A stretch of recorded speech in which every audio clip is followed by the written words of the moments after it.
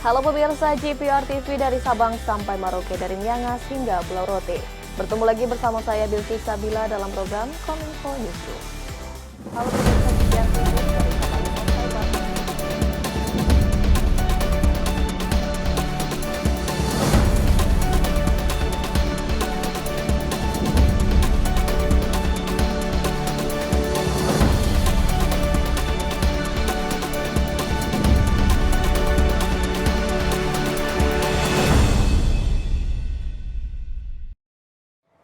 Inilah Kominfo Newsroom selengkapnya. Pemirsa, ramai beredar pesan suara berantai di aplikasi WhatsApp yang mengatasnamakan BMKG terkait pergeseran lempeng ke arah Waduk Cirata.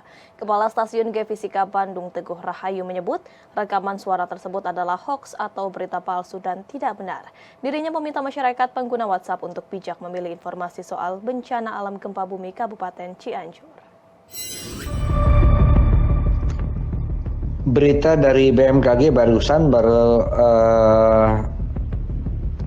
memberikan penjelasan dan keterangan bahwa pergeseran lempeng sekarang mengarah ke Waduk Cirata di Purwakarta. Badan Meteorologi, Klimatologi, dan Geofisika memastikan rekaman suara yang menyebutkan akan adanya pergeseran lempeng mengarah ke Waduk Cirata adalah hoax. Beredar pesan suara atau voice note yang mengatasnamakan BMKG mengenai adanya pergeseran lempeng mengarah ke Waduk Cirata dan diprediksi BMKG mengenai letak lempengan di paling ujung dekat Waduk Cirata. Rekaman tersebut juga menyebut perihal kewaspadaan personel agar tidak seluruhnya difokuskan ke Cianjur, melainkan juga di sekitar Waduk Cirata. Kepala Stasiun Geofisika Bandung Teguh Rahayu dalam keterangan tertulis mengatakan berita tersebut tidak benar dan BMKG tidak pernah menyampaikan serta menyebarluaskan informasi tersebut. Untuk itu, ia mengimbau masyarakat agar tetap tenang dan tidak terpengaruh oleh isu yang tidak dapat dipertanggungjawabkan kebenarannya. Ya, masyarakat diharapkan hanya percaya pada informasi resmi mengenai kebencanaan yang terjadi di Cianjur ini melalui kanal resmi dari BMKG, BNPB, TNI, dan juga pihak yang lainnya. Sementara itu, pemirsa, bantuan kemanusiaan bagi korban bencana alam gempa bumi di Kabupaten Cianjur terus berdatangan. Kejaksaan Agung melalui program Kejaksaan Republik Indonesia Peduli mengirim bantuan kemanusiaan dan pasokan logistik untuk memenuhi kebutuhan para pengungsi.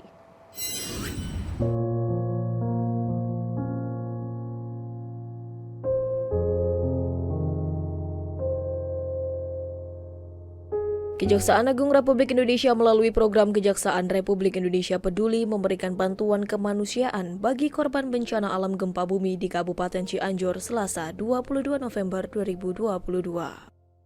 Bantuan disalurkan melalui Kejaksaan Tinggi Jawa Barat yang nantinya akan diberikan kepada warga Kabupaten Cianjur. Bantuan kemanusiaan berupa uang tunai dengan total 400 juta rupiah dan 3 truk cembalo yang berisi beras, minyak goreng, kecap, gula, kopi, teh, makanan siap konsumsi, air mineral, biskuit, mie instan, dan obat-obatan.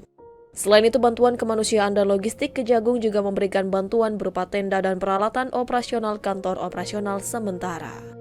Jaksa Agung Sanitiar Burhanuddin turut menyampaikan prihatin dan duka mendalam bagi korban bencana alam gempa bumi di Kabupaten Cianjur. Bantuan kemanusiaan disebut Jaksa Agung merupakan bentuk kepedulian sosial dan solidaritas Korps Adiaksa. Dirinya berharap bantuan ini menyentuh simpati warga Adiaksa lain untuk turut membantu korban bencana alam gempa bumi Kabupaten Cianjur.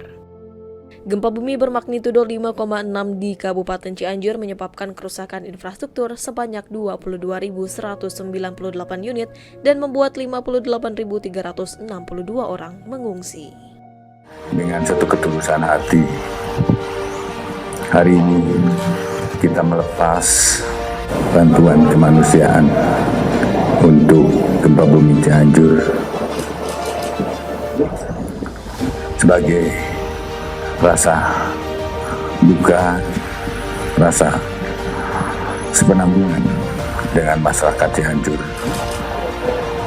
Kejaksaan Agung akan menyumbangkan sekitar 1.000 paket sembako untuk masyarakat Cianjur, dan kami akan segera melepasnya. Semoga dapat digunakan dengan sebaik-baiknya oleh masyarakat Cianjur, walau ini tidak akan seberapa. Ini tidak akan menghapus rasa duka, tetapi setidak-tidaknya inilah empati kami, kesadaran kami bahwa kami berduka atas peristiwa ini.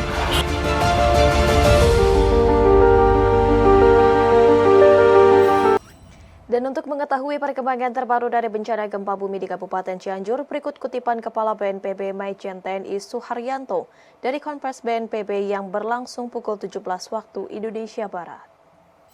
Hari ini tadi dilaksanakan pencarian dan evakuasi gabungan dari SAR, BNPB, BPBD, TNI, Polri, relawan, kekuatan yang diturunkan sampai 1.000 personil ya, ke semua 6.000 personil, ini menemukan 3 meninggal dunia ya, di Cugenang ini, 1 selamat atas nama Azka, laki-laki umur 6 tahun.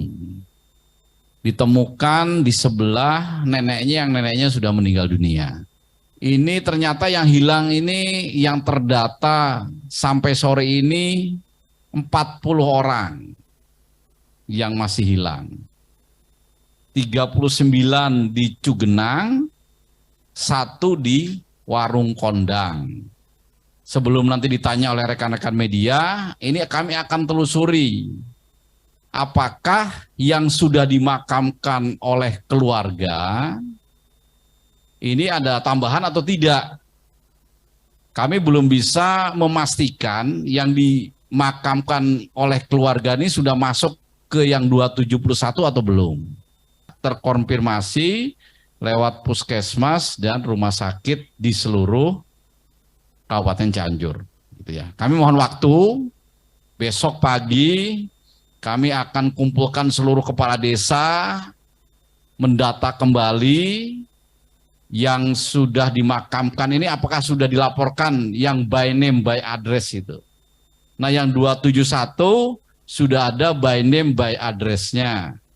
Dan kalau rekan-rekan media ingin mengakses silakan setelah rapat, setelah konferensi pers ini bisa bertanya ke pusat krisis Kementerian Kesehatan yang tempatnya di seberang sana itu.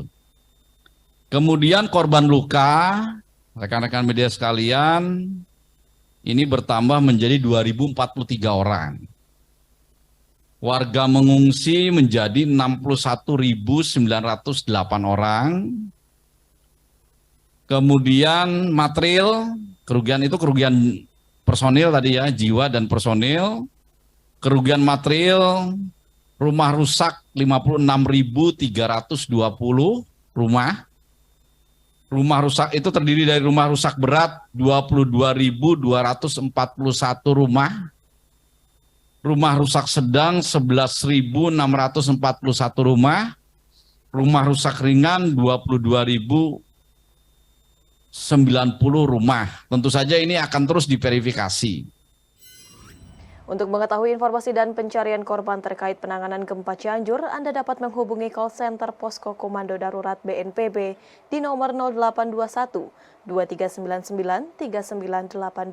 Saya ulangi di nomor 0821 2399 3982. Nomor tersebut hanya melayani pesan teks. Kita beralih ke informasi lainnya pemirsa. Telemedicine merupakan bentuk transformasi pelayanan kesehatan khususnya bagi masyarakat 3T.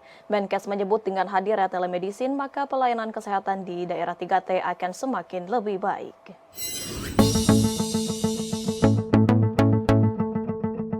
Menteri Kesehatan Budi Gunadi Sadikin dalam seminar daring nasional Telemedis 3T menyampaikan, telemedis akan menjadi perpanjangan tangan pelayanan kesehatan menjangkau mereka yang tinggal di wilayah geografis tertinggal, terluar, dan terdepan.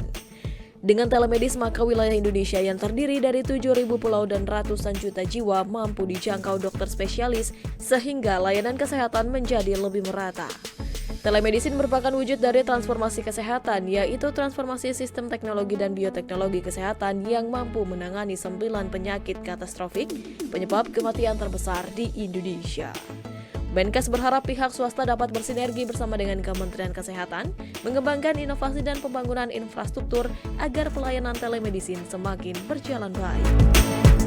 Bisa membangun infrastruktur regulasi yang baik, tidak mempersulit, tapi mempermudah, ya, tidak menghambat, tapi memfasilitasi, dan kemudian tidak menutup, tapi membuka partisipasi dari banyak pemain-pemain untuk masuk memberikan layanan telemedicine baik dari pasien langsung ke dokter maupun ke fasilitas kesehatan, dan dari fasilitas kesehatan di bawah ke fasilitas kesehatan rujukan di atasnya, dengan berbasis nanti program kedua dari transformasi sistem teknologi kesehatan, yaitu kita akan melakukan standarisasi dan integrasi dari seluruh electronic medical record dari seluruh apotek, rumah sakit, klinik, puskesmas yang kita harapkan akan selesai di akhir tahun 2023. Kalau ini terjadi, pasti akan meningkatkan akses masyarakat. Pemirsa, usai jeda kami akan kembali dengan beragam informasi lainnya. Tetaplah bersama kami dalam Kominfo Newsroom.